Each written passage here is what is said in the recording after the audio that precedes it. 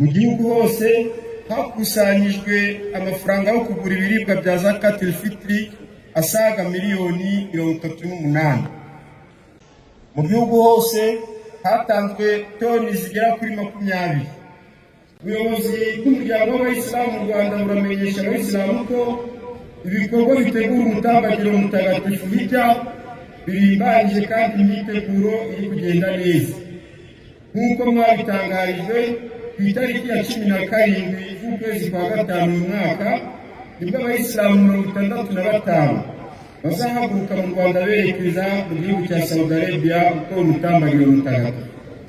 Bakaba bazagenda n'indege y'u Rwanda mu buryo bwa charter flight VIP, aho indege izahaguruka i Kanombe ikabageza mu gihugu cya Saudi Arabia nta handi banyuze baciye, ndetse no kugaruka bikaba bizagenda. Bazahagurukira mu gihugu cya Saudi Arabia bagana i Kigali nta kindi gihugu babanje guhagararamo.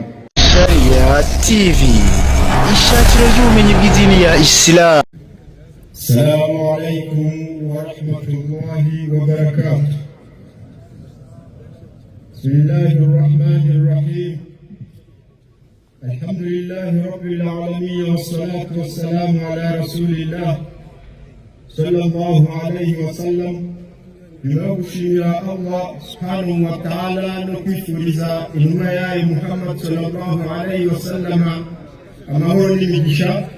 Banyacyubahiro Bayisilamu ndetse namwe Bayisilamukazi, tugeze mu mwanya mwiza wo kubagezaho ubutumwa ubuyobozi bw'umuryango w'Abayisilamu mu Rwanda bwageneye Abayisilamu kuri uyu munsi mukuru wa Eid al-Fitri y'umwaka w'ibihumbi 2026.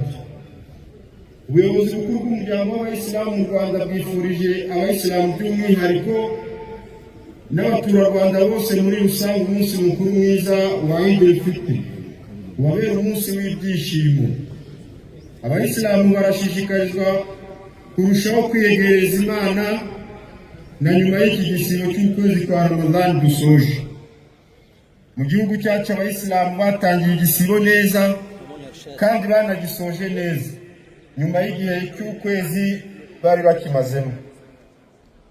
Abayisilamu bitabiriye ibikorwa byose bikorwa mu kwezi kwa Ramadan byo kwiyegereza Imana, harimo amasengesho ya buri munsi, ibihagararo bya nijoro, gusabana basangira iftar, ndetse no gufasha abatishoboye. Mu gihe cy'ukwezi kwa Ramadan, ubufatanye n'abafatanyabikorwa bayo batandukanye, umuryango w'Abayisilamu mu Rwanda watanze inkunga y'ibiribwa ku miryango 7,329 hagamijwe gusabana nabo no kubunganira kubona ibiribwa bya iftar. Nk'uko bitegekwa n'idini ya Islam, uyu mwaka igikorwa cyo gukusanya zakatul fitri no kwishyikiriza abigenewe cyagenze neza. Mu gihugu hose hakusanyijwe amafaranga yo kugura ibiribwa bya zakatul fitri asaga miliyoni 38. Ubuyobozi bw'umuryango w'Abayisilamu bukaba bwifashishije amafaranga mu kugurira abatishoboye ibiribwa byo gufungura kuri uyu munsi wa Eid al-Fitr.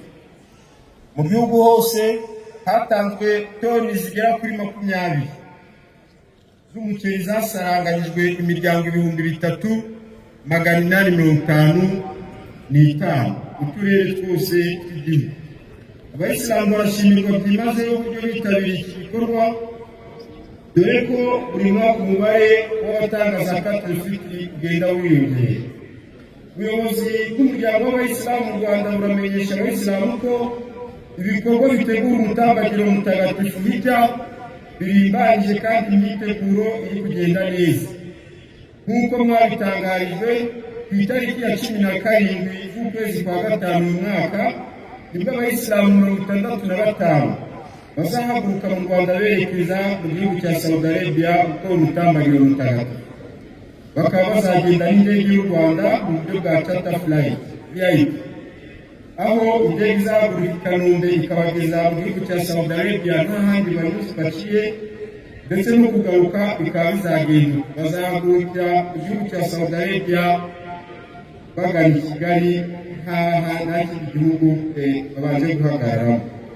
Uyu mwaka waranzwe kandi no kwita ku byiciro byihariye, aho binyuze mu buvugizi mu bafatanyabikorwa bayo batandukanye, umuryango w'Abayisilamu mu Rwanda washoboye kwishyurira no kubonera amashuri urubyiruko rungana na 587. Muri bo 497 bafashijwe kwiga imyuga itandukanye, 64 bafashwa kwishyurirwa amashuri yisumbuye, 26 babonewe amashuri ya kaminuza ahangaha mu Rwanda ndetse no mu mahanga. Abafite ubumuga 32 bigishijwe imyuga hagamijwe kubafasha kwigira, ndetse 10 muri bo bahawe inkunga y'ibikoresho bibafasha gutangiza imishinga ibyara inyungu bijyanye n'ubumenyi bize. Ubuyobozi bw'umuryango w'Abayisilamu mu Rwanda burashimira Abayisilamu mu gihugu hose uburyo bakomeje guhuriza hamwe imbaraga zabo z'amaboko n'amikoro mu kuzuza umusigiti w'ahazwi mu Itungo, uhereye mu mujyi wa Kigali mu karere ka Kicukiro. Imirimo yo kubaka uwo musigiti ikaba iri kwegereza umusozo. Kubaka uyu musigiti byatubereye urugero rwiza rwo gushyira hamwe no guhuriza hamwe imbaraga. Ibi bitwereka ko gukomeza gushyira hamwe bizadufasha kugera kuri byinshi. Ubushobozi bw'Imana, mu minsi mike uwo musigiti uzatahwa ku mugaragaro.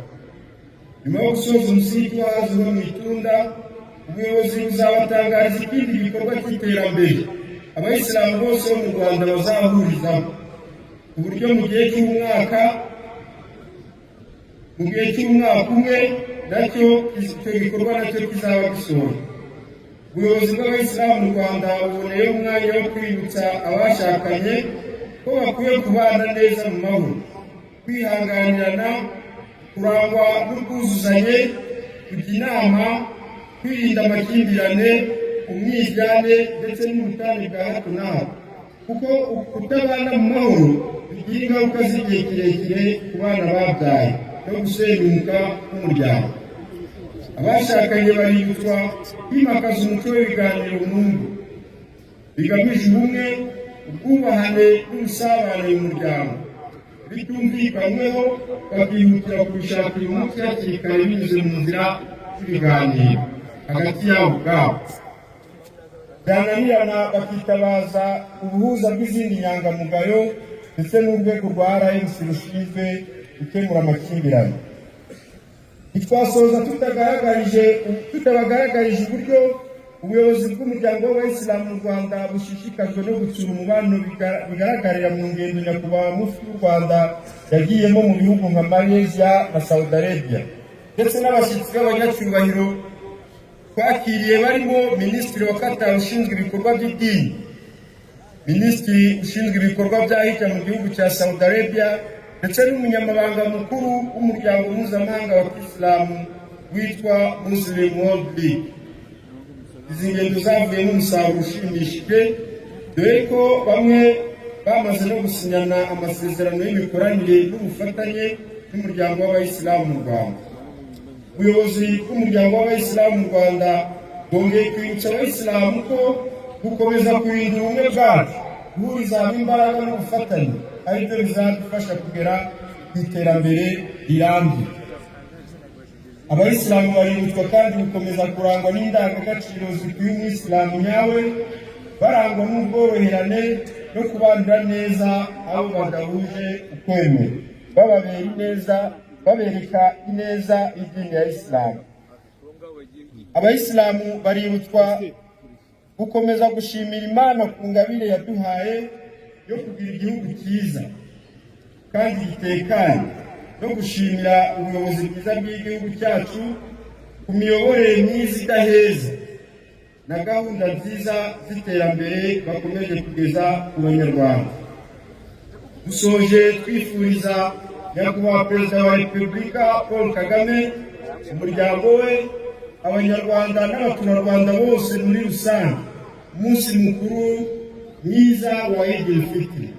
Murakoze, Allah yakire igisibo cyanyu n'ibikorwa byiza mwakoze mu gihe cy'ukwezi kwa Ramadani. Assalamu alaikum wa rahmatullahi wa barakatuh.